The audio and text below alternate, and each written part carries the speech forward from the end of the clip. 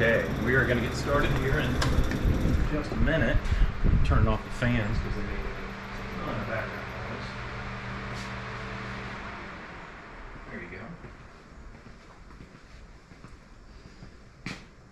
Well, good Sunday morning, everybody. We're just going to wait 1 or 2 minutes and let everybody join. I'm going to have another sip of coffee here. Oh, man. And then let's let everybody know on the old Instagram what's going on. So I'm going to set y'all up here for just about the next minute. There you go. Okay. Posting a link on Instagram so that everybody can know what's going on.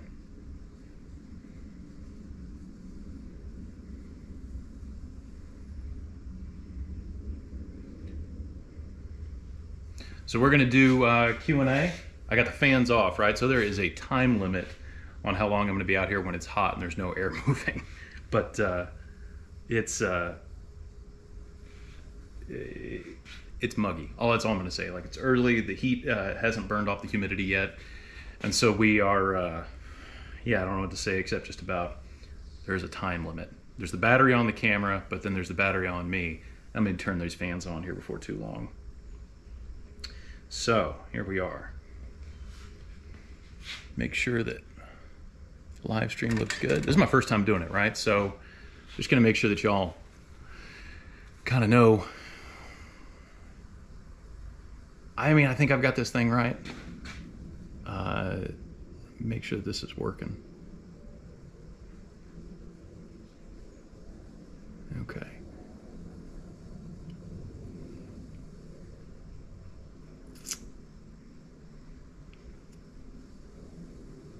All right, let's go ahead and get started. Yes, it says I'm live. Man, you'd think I was like technologically impaired. I'm fine when it comes to like setting up and doing editing and like working on my PC and the computer and all that. But I tell you what, you get me all fancified on some of these, the phone linking to the GoPro, and all of a sudden it's like I'm 40 years older than I actually am, and it's my first time interacting with any sort of technology. But I gotta admit, if I can figure it out, it's really not that tough. So we're gonna start. All right, here we are, 1 minute after 9 o'clock Texas Standard Time. And I wanna address something first of all. I have heard a rumor that somebody called Texas time Central Time. Now, I said it's just a rumor, right? And I don't think, we're not gonna put a lot of stock into rumors, but I did a quick Googler search, and I'm just gonna put this to rest right now. In fact, my understanding of the whole story is that it's called Central Time Zone, like by official people. But of course, Texas takes up half of the space, maybe more in our imaginations, but at least half of the landmass, and even more of that in our imaginations. And so, therefore, we've laid claim to Texas Standard Time. But whatever time zone you're in, I'm glad you're here. 3 things we're going to cover today. First, let me start with we're going to start with a basic question from last week that I want to answer kind of right away, and I alluded to it a little bit earlier just in terms of how hot it is. Second, we're going to look at the project. I'm going to tell you everything that's going on, and then I figured you guys have seen this all on videos that I've done, but why don't we walk around the shop and I'll show you kind of where everything is, and just kind of the way that I organize what's a pretty small workspace. Like, it might look big on camera, wide angle lenses will do that, but this is small. It's a 2-car garage essentially. And anyway, we'll get started with the first thing. I'm gonna fail for a minute and not remember who asked the question, but there was a 2-parter. One person said, asked the last video, how do you stay motivated? And then you went on to list description on how you were building a shop, and you had some tools that you were renting, and you were getting on to the next phase. I think your question and your detail was like really, really good. A lot of people, I think, can appreciate that. How do you stay motivated, especially on big projects that can, look, if I'm putting words in your mouth, I'm sorry, but I took away from like, that is a feeling of being overwhelmed, right? There's so much work to do, right? You've got this huge project in front of you. How do you keep going through that? And then somebody else asked on the post yesterday, how do you stay basically? How do you work in the heat? Does the heat slow you down? And look, I feel like that's a two-parter, right? Y'all know me. I'm gonna answer like the whole question. So let me start with the heat. Yeah, the heat slows me down. I get out here early. I'll work, a little late sometimes, but even then it's a little over 100 degrees. And yeah, 105 degrees, you're not doing your best work. Your brain kind of, my brain anyway, gets a little bit fuzzy. I drink a lot of water, right? Coffee too, but I drink a lot of water and try to stay hydrated. But when I am my most creative in the morning, so I try to hack my schedule in a way that I do the most creative stuff first thing, right? When I need to use my creative brain, I'm not overheated. And then I just work on execution stuff, the stuff that I like, I know exactly what to do next. And I'm not gonna say I can do it like the back of my hand, but it doesn't take 100% of my brain power to get there. And then, be honest with y'all, I stop at like 3 in the afternoon when it's just too stinking hot, and I'll go cool off for a minute, try and reset, and get a few more hours after that. But look, you work with what you got. Can't change the temperature. I could put air conditioning in here, and that has been talked about, but you just work with what you got. Now, in terms of the first question, it says, how do you stay motivated? Let me tell you, that is not always easy. Big projects, like I think folks like us like to do, right? We aspire highly. We got a lot of ambition. And big projects like that, they can be overwhelming. But look, I'm going to address this in the next video in like more eloquent terms, because I'm going to take the minute. I'm actually take time to write it down. But look, whatever the size of the project, whatever list of things that there are to get done, I'd say the best tools that have helped me are to block time. Don't make a task list necessarily, but block 1 or 2 or 3 hours of time to get one specific thing done, something that's very meaningful. And then when you get that done, whatever it is, just move on to the next. Start where you are, use what you have, do what you can, and then move on to the next. The point is, motivation can kind of build on itself, right? It can come from within, it can come from, without, like people, you guys on the channel saying, hey, where's the charger? That's kind of a motivator sometimes. But the best motivation comes from just continuing to make progress. So wherever you are, just keep moving forward. And that progress will build itself. For the guy that's building his building, man, yeah, you've got renting a scaffold and you got to put up insulation. I think that's what you said. Just get a buddy and knock out one part of that. And then maybe the next part. And just keep making that progress, because that will build a lot of motivation all on its own.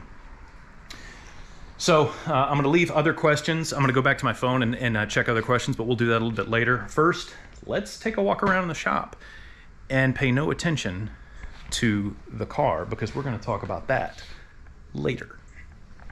Okay, so first perspective on the shop, right? Number one, like everybody, I got to move a couple of things outside in order to kind of get it all ready for work. So, I got my thinking chair and got a couple of other things, but take a look. So 575 square feet or so. And here's what we'll do. I'm gonna start from here. I'm gonna work my way all the way around. This is basically like just a cabinet that we got reclaimed, and this is where we keep just odds and ends, just for like boots and shoes and stuff for the yard. My wife has a number of her things in there that she gets into for yard work, but essentially anything clothing related goes in there to keep it away from sparks and dust. This is my fab bench, and I've got a couple of like little random pieces of DOM on here, but I keep all my supplies in here. So this is the TIG drawer, so I've got all the TIG supplies. I just got some new gas lenses in from Mike Furrick. Everything that I need to keep myself going on TIG is in here. Fresh electrodes, some of the older ones that might have some use later on. I just can't bear to part with them. And then everything, just literally, I keep spares of all of this so that I can always have, if I break one, sure, but always have one that I can give to a buddy. These are all my heat sinks and little blocks, little gauge blocks that I made.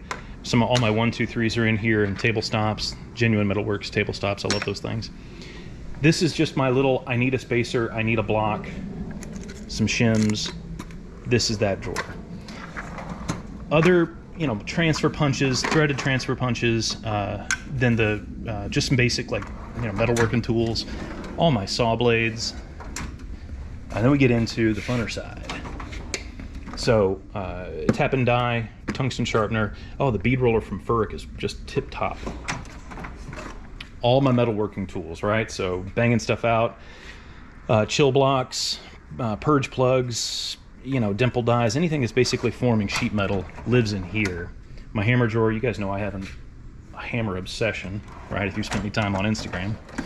All my measuring, so anything that measures from some of my backlash adjusters or backlash gauges, and just anything that has like a measurement system on it lives in here. And then the clamp drawer, because, you know, clamps. The bottom drawer is all just camera gear. And then that's the hood off the Charger, which will change. And I'm not gonna tell you guys what's gonna change, but that hood will continue to be wall art until I sell it to somebody, because I don't need a spare 1970 hood. But that's what came on the car, and it weighs, I think it's like 68 or 70 pounds, something along those lines. And it'll be replaced with something that's a lot lighter. Continuing to work around, we have a Chevy Volt that we charge overnight, so that lives here on this 30 amp plug. This is also basically, what's really cool is I get to unplug this and then run my welder. So when I want 220 that's around for outside or anything like that, I usually steal it from the electric charger. All my clamps, I saw this in a wood shop. All the clamps, I mounted a 2x4 on the wall. I used to have two when I didn't cram them all onto one. And you just hang them like that. Pretty slick, super easy. All my levels, big straight edges, they live there. And then just kind of getting on, you know, different things that hang on the wall. Tool chest, I just cleaned this up recently. I don't know if any of y'all are like me, but it was embarrassing. The top drawer here was like this, catch-all. I had all like random stuff in there. Anyway, what I did is I turned it into, hey baby. I turned it into the battery charging zone. So all the batteries from our mower, you know, all the Milwaukee stuff is in here. Just anything that uses a battery, it charges there. Harry wants to play ball, so we might do that too here in a minute. Supplies cabinet. That is it's in need of a little bit of organization. I got all the stuff from Miller and had to stuff it somewhere, so I got like a year's worth of gloves and odds and ends here and there. But everything that is like an abrasive or a blade or hand wipes, everything, that's the supplies cabinet. That's where that lives. There's also like some Charger trim parts in here that I don't know, I've got them all like neatly organized. I haven't moved them over to the OP yet. I just redid all of this, but basically what I try to do is anything that I'm going to get into occasionally lives up there in a clear bin. I like the clear bins because you can see what's inside and you don't have to label it quite so well. My dad gave me all the service manuals for the 2003 LB7. So I've got all those, and then top drawer, all the Seymour products, everything that is a, you know, liquid of some sort lives here on the top shelf. These are parts for the Suburban. These are just basically maintenance pieces. I'll probably take those over to the OP and clear up some more shelf space. Get into the fittings that I hang on to. All my TIG rods are now organized over here. The wireless pedal lives here as well. And then another hood from Miller for when I have somebody else over here working with me. This is the dedicated aluminum TIG torch that I have set up, so I don't mix between my torches between steel and aluminum. I keep that one set up with a 5 cup from Furic, and then the other one I'm usually running a 10 or a 12. So all the stuff that you've seen me welding lately has been, nearly all of it's been on a 12, but some of it's been on a 10 if I wanted to focus the gas just a little bit more. And only thing I'll say about that is those cups use a lot of gas, but I tell you what, it's a great use of argon. Argon's fairly cheap when you really think about it, and if it goes to making a better weld, spend on, man. Other odds and ends, I've got the Miller plasma cutter, and then just other bits and pieces that are around. I got all my basically my bandsaw is down there. Got some parts for the LB7 that I need to find a way to install at some point. Fixture table. My buddy David DeMoyes, who you guys have seen on the channel a couple of times, he makes fixture tables as kind of like a side business. I mean, he has his own fabrication business, but you can order fabrication tables from him. Thing I like about these, and I've this question, this is going to be a Q&A bit. People have asked this before, hey, you know, where'd you get your fixture table, or, you know, what's a place to get them? How can I get into that? Look, Dave Dave is a lot smarter at that than I am, but my takeaway from it is this. The 3/16 tables, they don't do it for me, right? These table clamps, which I'll show you real quick. Table clamps run on friction.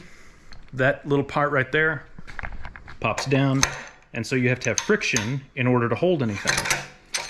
And so if your table is only 3/16 inch thick, then you don't have a lot of room to move back and forth and have friction. This table is 3/8 thick. His whole stinking table's 3/8. And that not only creates a lot of friction for the table clamp itself, like a 1/2 inch thick would be the maximum that I would do because those table stops are they're not longer than a 1/2 inch. But it's really stinking strong, and it's not too heavy. Like 3/8 is, for a picture table anyway, like a magic thickness. So if you can spring for anything with a 3/8 top, I'd say go for it. Obviously, David DeMoise, just go back and look at any of the videos that he's been in. You can always find, he can either set you up with a design and probably cut it directly in the market where you are, but he also like cuts them, assembles them, ships them, that sort of deal. And he makes some big ones. This is a 30 by 70, and he made it a custom height for me because I'm tall. And but you can also, he does some big boys, like I think 50 by 100s, and some people will put 2 of those together, and you can set up a whole stinking car on a table that size. And then, because you guys know I love casters, my workbench. I built this so many years ago, but it's just been the best piece of gear, right? If you remember the last video, this is all essentially scrap. I think the only thing that I actually had to buy was a couple of 2x4s, maybe some 2x6s to get this thing built. The garage doors was the first big welding project that I did, and the garage doors had a ton of leftover, and that became the workbench. And then it's had a couple of different iterations, but basically, you know, I store tools on the bottom. I got my Mittler Brothers shrinker stretcher on the bottom, a couple other odds and ends, and it now moves. See? Easily even. It's so nice being able to move that around. It's also the same height as this work table, so the two can join together, and that whole workspace kind of becomes one, you know, big setup area. Sorry, if you can see on camera, it is, let's see what temperature it is in here. It's gotta be about 90. 94. So it's getting warm. All my air tools, right? All the air tools, nice and organized, you know, oil them every time I use them. The original, 1985, this is fun. That's the original build sheet that came off the window or whatever when my dad bought the truck, the Suburban. And then just a couple places, taking it to Pikes Peak, put it on a ramp thing with some bunch of Jeeps, and yeah. So another Q&A, somebody asked, what's all the goofy stuff on your walls, right? What is this? Flingers, shenanigans, tchotchkes? So, yeah, it's all just junk, man. Like, it's junk I like, but it's just junk. Originally, when I set up this garage, I had like the 2 bumpers off the Suburban. I ended up with a radiator that I trashed. I had 6 intakes for the Suburban, and I just had to put them somewhere. And I think I saw there was an artist that had a bunch of Hemi valve covers on his, you know, studio, on the wall of his studio, and I was like, oh, that's cool. So I stole his idea, and I just did it with the 6.2 and the 6.5 intakes. So that's the original that came on the truck in '85. That's the emissions, you know, dual plane intake. That's the non-emissions that came off a Cuck V motor. That was the 6.2 that blew up. And then a later 6.2, a Cuck V motor. And then the one that's not on there is a big single plane that was on the, it's on the 6.5. But anyway, that's the short version. It's just a bunch of intakes. And yeah, that's the quarter panel off the Charger, one of them. I gave the other one to my buddy Kurt because he's always wanted a 70 Charger. And I was like, well, I can give you part of one. And yeah, he's been a big help. Y'all, I think, have seen Kurt in a couple of videos. But, you know, while we're here, English wheel from my buddy Greg. Well, let's go through this. So I have a smash load of stickers and decals, and I'm going to put these on here. This is going to get covered in decals, but they're not going to be decals that are all like, you know, David decals, right? I'm going to do this from people that I know, and one of the people that I know, this is actually a magnet, is my buddy Elliot, who runs, who's my barber. And this is the High Lonesome Lounge, and he, yeah, He's the first one to go on here. So if you are a business owner, there will be my address, my shipping address is here, going to be in the description of this video. If you're a business owner, you got a cool sticker, just something you're proud of that you want to see on here, mail it to me. And, you know, it may take a week or two, but it'll get on here and I'll put it on video. But we're going to start here first with Elliot, the high lonesome. Connection lost. Do I have to? Well, it said connection lost, and now it says it's okay. So okay, I'll keep my phone closer to me. You would think, like, the distance from there to there, you know, you wouldn't lose track of your phone, but I guess it can't maintain the signal. Other things, just like bolt organizers, right? Filled with, you know, just got boxes, and then make sure that I've got all the hardware that's in there. I got my big stinking air compressor, and then a tool chest for all of its, you know, tooling consumables. You know, the drill mill, been super handy. I'm glad I got that. If you were kind of on the fence between that or a drill press, you know, be honest with yourself as to how much milling you're going to do. I think drill press is a really good value. That thing's nice because it has less run out, but it's a really good piece of gear, and I've enjoyed that, you know, quite a bit. Then just, you know, tools that you guys see me use. The embarrassing corner, be transparent with y'all. That's the embarrassing corner, right? That's our backup, excuse me. That's our backup generator with lots of non-ethanol gas. And then these are all charger suspension parts, right? This is what the power rack came in. And yeah, just more suspension parts. That's all out for a reason. And what a heck of a segue. Because if you've been looking, there is suspension on the car. And you guys have seen me kind of blow this up. This is the next video. So I'll just say the bracing that you can see in here, all this tube work, I'm gonna go through all the detail as to how I built that. Basically, me and the welder, we moved in together, and we started a relationship here in the car. And what a relationship it is. All in all, I spent some time getting to know the new Multimatic, just kind of getting used to it, right? Did a bunch of practice stuff. And oh, I like that welder. It's a good piece of gear. And yes, they sponsor me. It's great. It's a very good relationship, and they, you know, Miller understands what it is that we kind of, you know, home hobby builders are doing, and they build a machine to kind of cater to that. But I'm just going to tell you that for all that I resisted originally about saying like, oh, well, you know, I can get a value welder and it's going to be just as good. Value welder is definitely 80 to 90% as good depending on the settings. But that last 10% that has made all the difference. And I've done better work, better welding on this car than I have ever before. Anyway, that's just, may sound like a shameless plug, but I'm just telling you the truth. So here's what we've got together. This is the next look at what happens on the car. All this bracing that basically ties the front suspension cross member back to the frame to make this a little bit more rigid. That's been in my head for a little while, and what I wanted to be able to do was make that whole assembly not deflect as much when I put the powertrain in there.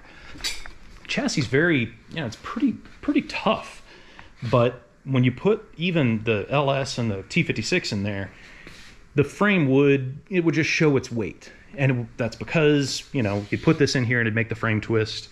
And I just kind of got this notion that, well, you know, you look on even Corvettes and even the, you know, Silverado out there are these strut braces that run all the way to the torque boxes, or what I'll call the torque boxes on those frames.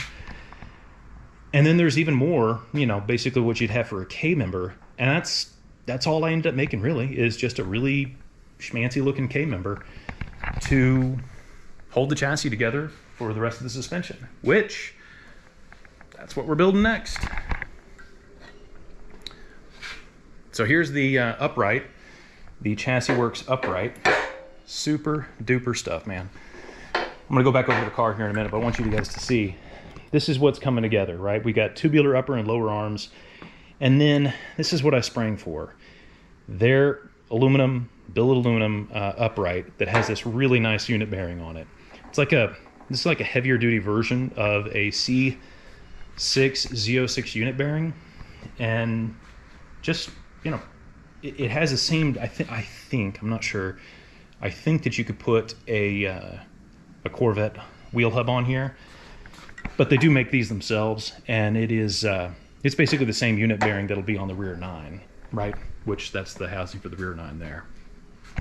But how all this is going together, I tell you, I did a little bit of thread chasing just to make sure that all these things kind of, you know, bolted together. But this is ride height, right? So let's take a look at exactly how low this thing is. That is a 305, by the way. That is gonna be low. It's gonna be real low, actually. So of course the fender comes up here, and there's gonna be an arch, you know, support that fits in there that is gonna get cut out. These tires are gonna have to push pretty far out, because you go and you try to make the turn. Well, that's not gonna work. That's not gonna work either. I promise that is not the limit of the steering, right? We'll have to go just a little bit farther, probably. I mean, you can see we're not even close to hitting that A-arm. So I'll probably push this an inch or two out to the side to get this 305 to turn. But that is what's going on here, y'all. Now, Q&A. Talked about motivation. We talked about... Let's see what else is on here. Hang on, let me pull up the comments that you guys do, because I wanted to go through as many of them as I could. We're gonna stop this at a very particular mark. I haven't responded to. There we go.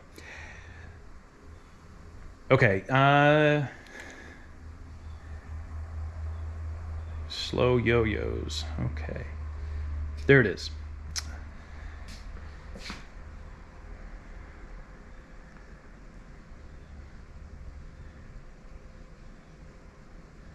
Sorry, you guys asked a lot of questions. I'm having to scroll through. Somebody commented on one of the diesel videos. You know, your father's a wise man. Yes, he is. So there we go. Andy, you had a comment in here, and I wanted to call out.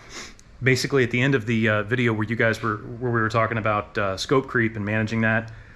Look, hey, Andy, you got a great project. Keep at it, man. Do not slow down. Just keep making progress that little bit at a time. Right? We all want to make sure that I'll just want to see your truck on the road. Somebody else, Branson Cortez, you and a few others got me to make a series of financial mistakes, and now I fab stuff. I'm at the stage where I need a fab table to save my back. How can you go about this with a reasonable budget? Branson, I hope that I answered your question by talking about Dave's table. It was kind of worth, you know, going through a little bit. If you can, like, make sure that the top is at least 3/8. I'll tell you, 3/16 is better than nothing, 3/16 material, but that is certainly a game changer. Somebody else I've gotten a lot of questions about how much power does the 6.5 make. Should be around 515-ish pound-feet. I'm saying that because that's what the pump is rated for, and I burn all of it, right? It is a super clean burn. Really no black smoke once the turbo catches up, never mind the video that you guys have seen. Starting from still, you know, everything will make black smoke. Once that clears, you're burning all of it. So 515 pound-feet-ish should be the, you know, should be what's there. What kind of fuel economy am I getting? If I'm in town, I'm just tooling around 13 all day. Sometimes I've gotten like just high 13s and low 14s, but like in town driving, it's a heavy truck, it's gonna be terrible. Highway, you know, 15 is pretty easy to get in a lot of conditions, just driving the truck, no trailer or anything like that. But I have gotten as high as 16.7, that's the best. I got that in New Mexico driving on 40. A couple of people have also asked about the calipers on the Suburban. You know, thinking, hey, are those power stop? I can't find any application for a Dana 60. To my knowledge, they don't make one. I adapted late style Dodge calipers to my Dana 60. And yeah, so that's exactly what those are. And then I have a late style 14 bolt, so that's how that goes together. What's happening with the charger bill? There you are. Lane Smith. That's what's happening. Lots.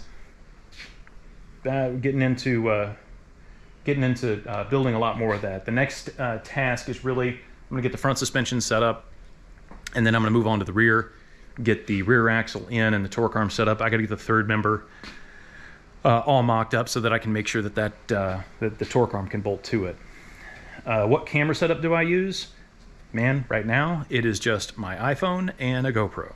Although after passing 10,000 subscribers, I made a deal with myself that I would upgrade my camera. Problem is, I want to upgrade my camera. It just happened, we passed 10,000 a little bit earlier than I thought, and so I've got a lot of budget outlay for like parts and stuff like that. So yeah, right, I'm gonna get through the parts and then I'll buy another camera. Let's see. Oh, one other person asked about like where did I get the 6.5 and why did I go to Rubber Duck? So I got the 6.5 from Rubber Duck 4x4, who usually does Hummer engines and so on. In this case, I like, well, let me think about this. I called the factory, GEP, General Engine Products, and said, which one of your distributors do you have the best relationship with, the strongest? I forget exactly how I said it, but it was kind of nebulous. I didn't ask about like the most dollars, the most engines sold. I just said, which one of your distributors do you work with the best? And you know, they didn't like do a comparison on all of their distributors, but the first one that they said is, well, we do a lot of work with Rubber Duck 4x4. And so, you know, I kind of read between the lines. It's like, well, that's the first person that came to their mind. And it's not really a surprise because when I called Travis over there, he's like a 30 or 45 minute drive from the factory. He's up that way and is back and forth getting parts, and maybe he is one of their main distributors. One thing that was interesting is I didn't have to like send him, the way that I paid for the engine, I was able to pay normally, like with a credit card, you know? I didn't have to send him a check or a certified check or anything like that. And a lot of the other, you know, retailers require you to do that. And I don't know, maybe it's probably unreasonable, my reaction, but I'm kind of like, no, I'm gonna pay with a credit card, the normal way you pay for anything else. And that's the way that I was gonna do that. And that's what he offered. Right or wrong, I just kind of feel like if something went wrong, I had like recourse there, and I can always, you know, go to the credit card company and you know, work that out. But I thought that was pretty cool. Okay, let's stop questions there. Last detail before we go, I'm going to finish this video. You're going to see the charger next week. I'm almost done. I've got like one or two like parting shots that I finished yesterday and need to do the edit for today. So you'll see that next Saturday. The whole, you know, front suspension, front chassis, all of that stuff for the charger, that'll be on next week. But today, I'm debuting a new shirt design. You'll recall handier and pockets on a shirt is one of my favorite sayings. There's now shirt design, stickers, and I suppose I can put it on a coffee mug. So that's all up in the store. You guys can go check that out. But look, as I like to say, there's a lot of work to do. You'll see it all here. And I'm gonna go get back to work. But until next time, I'm glad y'all were here. Thanks for joining, and take good care, okay? I gotta figure out how to turn off this live, because I'm honestly not sure how to do it.